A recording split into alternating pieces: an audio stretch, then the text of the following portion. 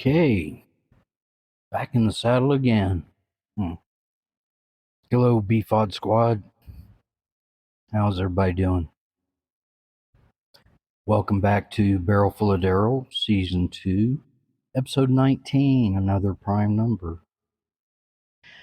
And this is where I bore you to death while I talk about music, movies, provide some mirth, as well as some other funky ass shit.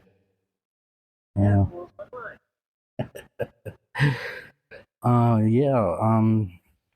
So I don't know if you've noticed, but in the more recent episodes, I've added key takeaways from the music in the movie that I discuss. I find them to be very interesting. They seem to tell the story a fuck of a lot better than I do.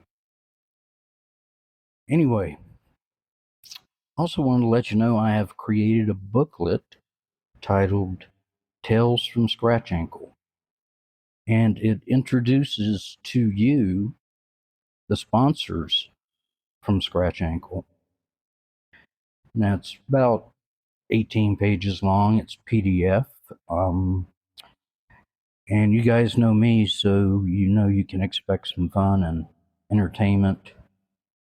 And, it'd be something to pass down to your kids or your grandkids one day. If you're interested, you go to payhip.com, payhip.com/Darrell's Barrel, all one word, DARYLLSBARREL. Go take a look. I think you'll enjoy it. Okay. Last week, mystery music lyric. We were born before the wind, also younger than the sun. Yeah, have you been listening to my playlist?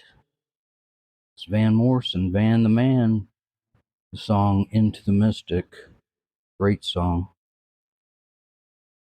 So I got another mystery movie quote for you.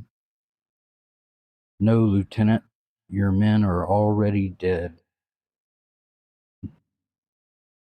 No, Lieutenant, your men are already dead. Okay, let's do the music thing. Music. I'll tell you what. If anybody knows who I'm about to talk about, I will bring to your door a gas station hot dog. Okay?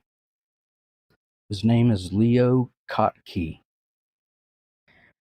And in one of my first engineering jobs, my mentor introduced me to Leo Kottke.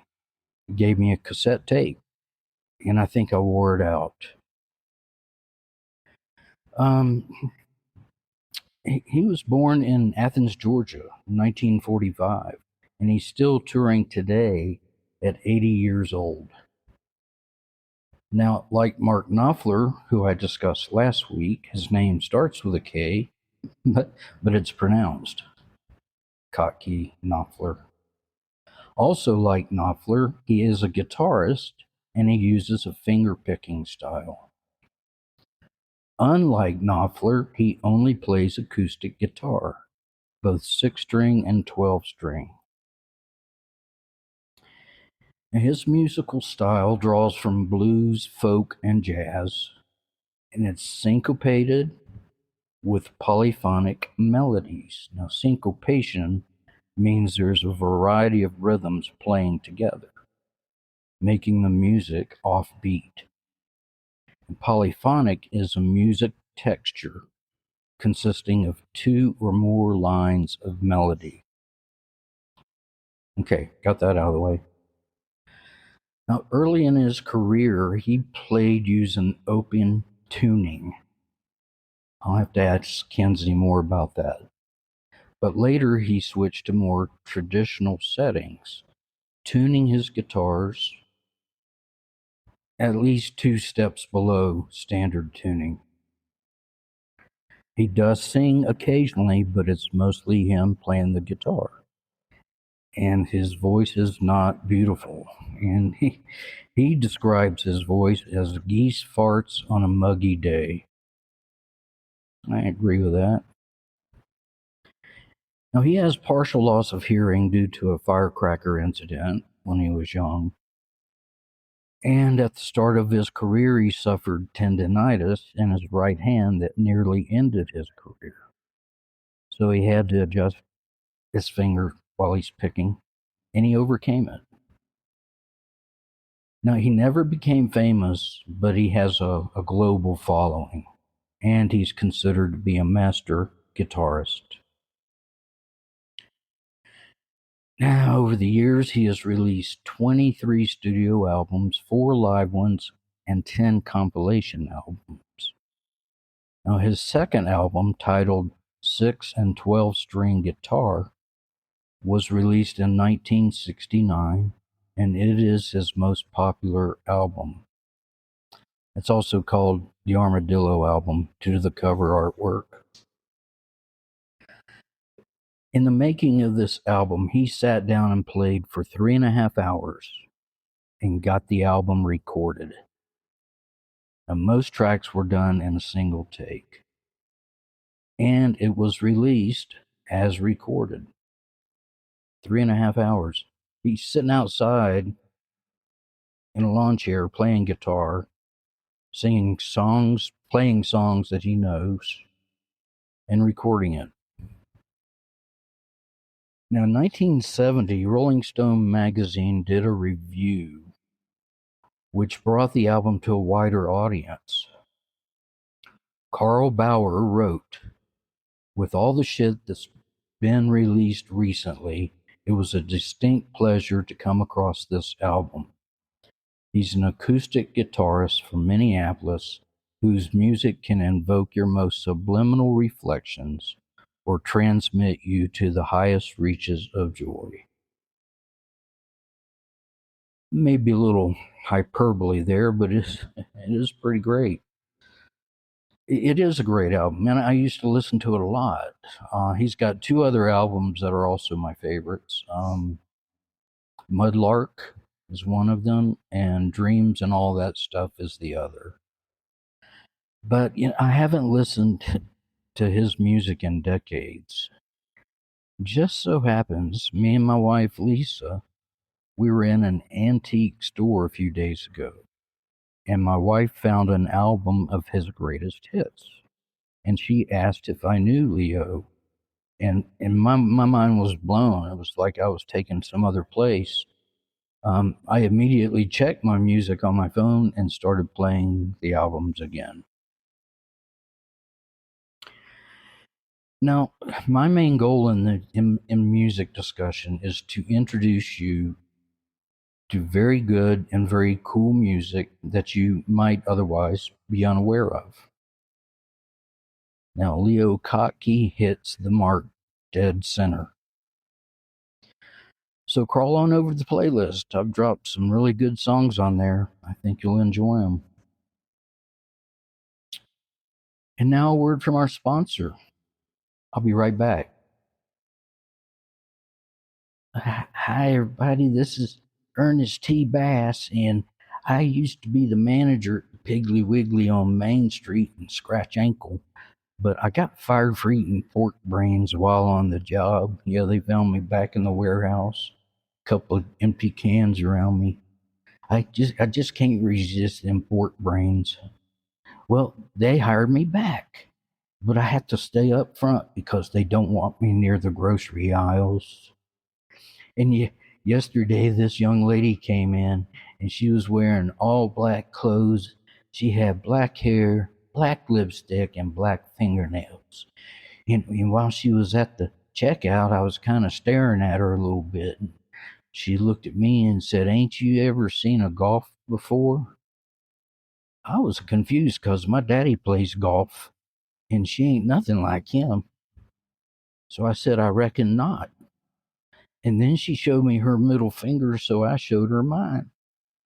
And then she just walked away. She was pretty, though.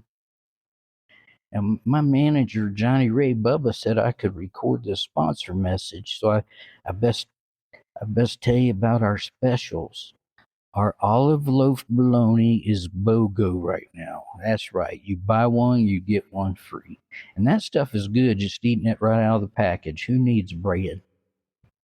And we also got ham hocks on sale for only 50 cents per pound. And as always, our chitlins can't be beat, as well as the price at $5 per bucket. So y'all come on down to the Piggly Wiggly right here on Main Street in Scratch Ankle, and I hope to see you soon.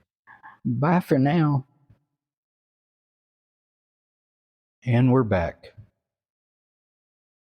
Movie time. Movie. Movie called Old Henry. I was doom scrolling last week, and someone in the Coen Brothers group suggested this movie and mentioned that it was Coen-esque. And I can see that. Now, it is currently streaming on Netflix. So I watched it, and it was actually a very good movie. It's an indie movie written and directed by Potsy Ponzeroli. I kid you not, that's his name, Potsy Ponzeroli.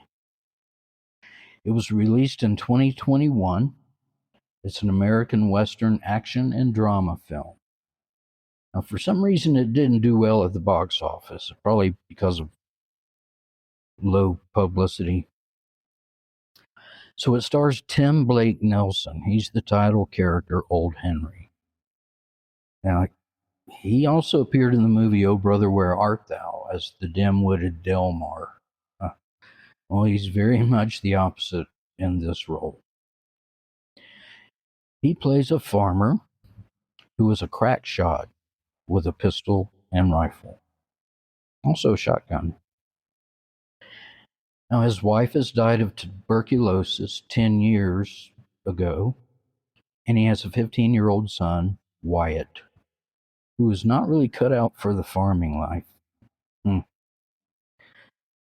His wife was his neighbor's daughter, which makes the neighbor his father-in-law.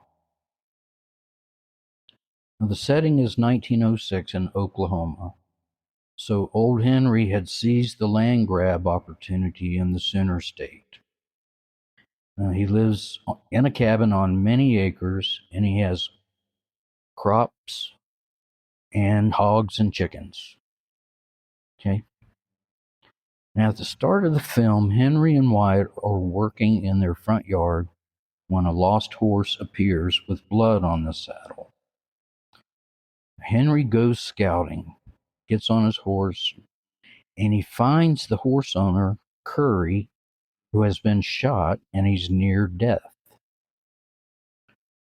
Henry also finds a pistol nearby, as well as a satchel stuffed with money. Mucho dinero. Now Curry he's out of it, so Henry throws him over his saddle and heads back home.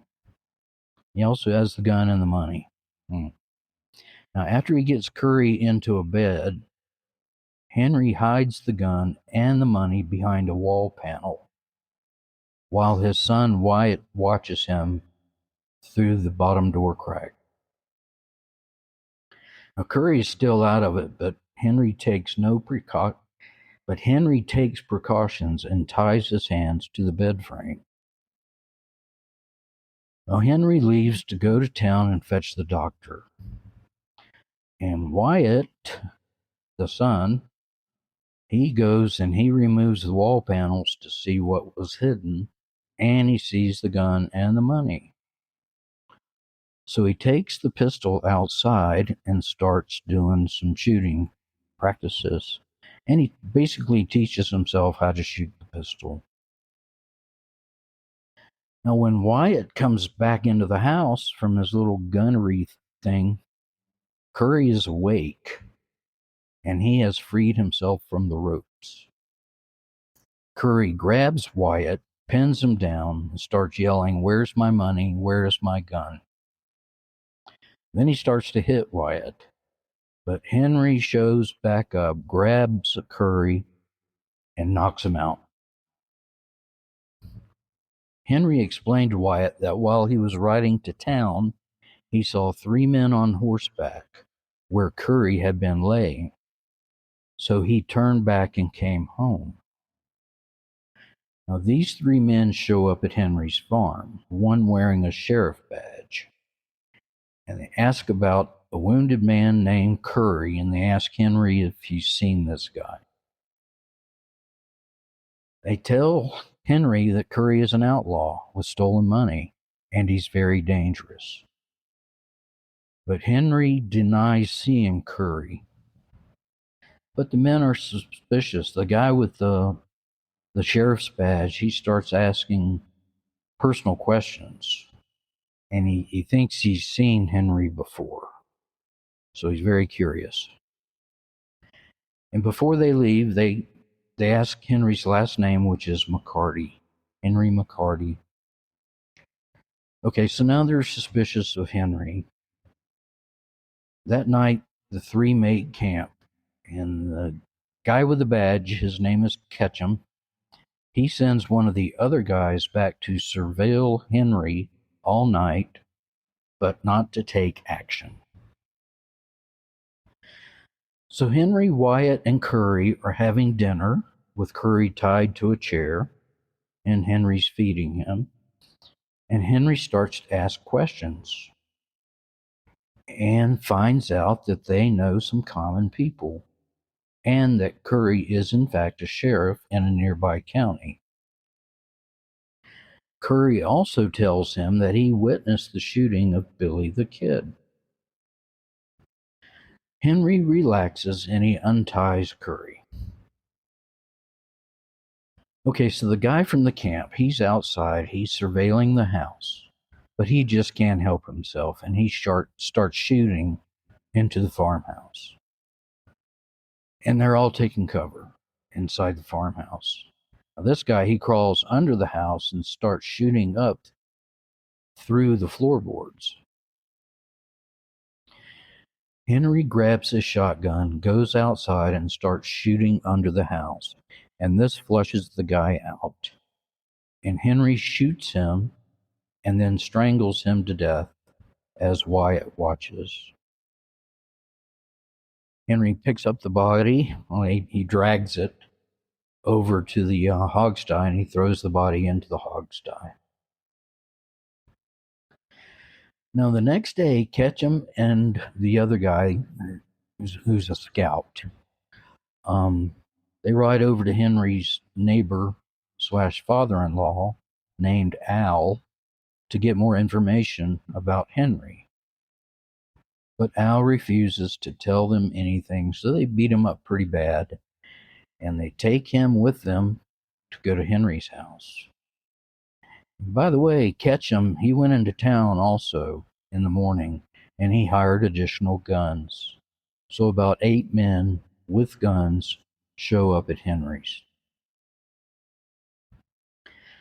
So Ketchum, the badge guy, he tries to talk Henry into letting them have Curry, and then he and his son can go free.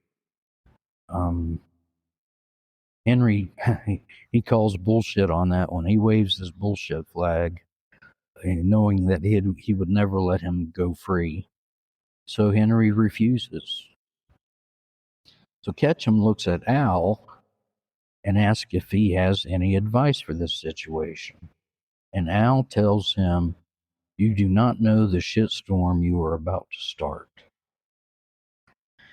So Ketchum pulls his gun and shoots Al right in the forehead. Dead. Henry pulls up his rifle, he shoots Ketchum, and he shoots several other men, and then he runs back into the house. Now inside, Curry and Wyatt are also shooting at the men outside, holding them off while Henry goes back outside. And before going, Henry tells Wyatt, just keep his head down and he'll be all right. Henry stealthily, kills all of them. But Ketchum is only wounded. He's still alive, and he starts shooting at Henry. and they run off through the woods shooting at each other, and Henry gets hit several times, but he manages to kill Ketchum. Okay, spoiler alerts. There's spoilers ahead. Do what you need to do. So Henry returns to the house and he finds Curry in bed. And he tells Curry he needs his shirt sleeves to tie around his wounds. So Henry rips one of them off and he finds a criminal brand on Curry's upper arm. The same brand he saw while throwing the guy to the hogs. Ruh-roh. So Curry now shoots Henry in the abdomen and explains that he was a sheriff, but he joined Ketchum's gang for the money. He stole the loot from Ketchum and went on the run. He also said that when he saw Billy the Kid before the shootout started, Billy had told him to keep his head down and he will be all right. Same thing Henry had told his son. So Curry has deduced that Henry is indeed Billy the Kid, and he aims his gun to kill him, saying, "I'm the man who killed Billy the Kid." Now, from the door, the son Wyatt shoots and kills Curry with a shotgun. And as Henry lays dying, Wyatt says he's going to go get the doctor. But Henry says, no, never mind. And they have a little father-son moment, and then Henry dies. And in the final scene, Wyatt rides off with the gun, the money, start a new life, leaving farm life behind. Roll credits. Now, I was impressed by how much I liked this movie. Great story arc and very good acting. I guess I would give it 3.5 stars. So if you're intrigued, go give it a watch on Netflix and tell them Daryl sent you. Okay, word of the week. Intergluteal cleft. Okay, it's 2 words of the week. Intergluteal cleft. And that is your butt crack. It's the cave of your anus, your sphincter slot. Now we have in our buttocks, in our glutes, we have large energy burning muscles that power our upright posture, and they are protected by our layer of fat. Now this combination gives us our fleshy cheeks, as well as the gap between them. While great apes and gorillas and chimpanzees, they also have gluteus muscles, but they are flatter, and the legs are prioritized as the muscles for an upright posture. So they have virtually no visible glutes or deep crack. Okay, joke of the week. I just read that someone in New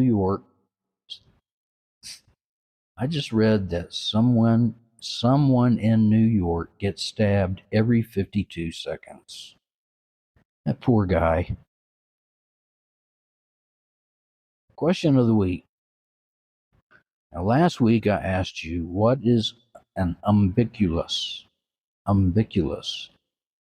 That is the anatomical scar on the abdomen that marks the spot where the umbilical cord was attached during fetal development. It's your belly button, and it's either an innie or an outie. But innies are more common by 90%. New question of the week. What is the largest desert on Earth? What is the largest desert on Earth? We'll talk about that next week. Thought of the week. What was the best thing before sliced bread? Zipper, maybe? So don't forget about the playlists that are hanging out there. Some really good cultivated music there. Hope you're listening and I hope you're enjoying it.